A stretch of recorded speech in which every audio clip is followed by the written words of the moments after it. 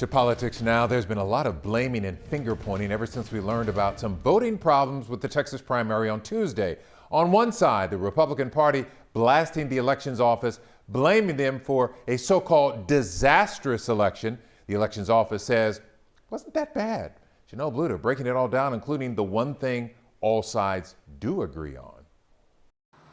It was at every level a disaster. Some harsh blows from Republicans today. We had the worst election disaster in Texas history. 2 days after Harris County held its first major election with new machines, the county Democratic and Republican parties, as well as the elections office, all admit there were issues. We've got plenty of election irregularities to look at this point. I will say that there's things that we can improve on. We're all frustrated. Yesterday I gave us a B+ in this entire process, and so there are lessons to learn. There are things we're going to get better at as we move into November. But the elections office says for the most part they conducted a smooth election. By and large, we did comply with that, and voters did experience a smooth election. But Republicans disagree and want someone held accountable. It's time for Isabel Longoria to either resign or be fired.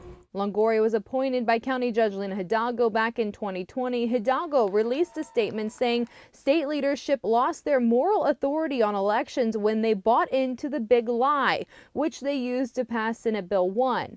But still, the elections administrator is expected to run a smooth and efficient election, and Hidalgo's eager to get a full accounting of any issues. Longoria also released a statement saying they will work with judges and commissioners court to continue analyzing every election for process improvements and implementing and creating national best practices. What we've got to do is we've got to do a comprehensive audit of what went on Tuesday, an early vote, and then go from there. Harris County Democratic Party Chair Otis Evagaro says while they support an audit, what I'm going to say is that we can all do better in the process. He says there's always been issues during elections. Republicans were in charge for 2+ decades running elections, and we always had problems.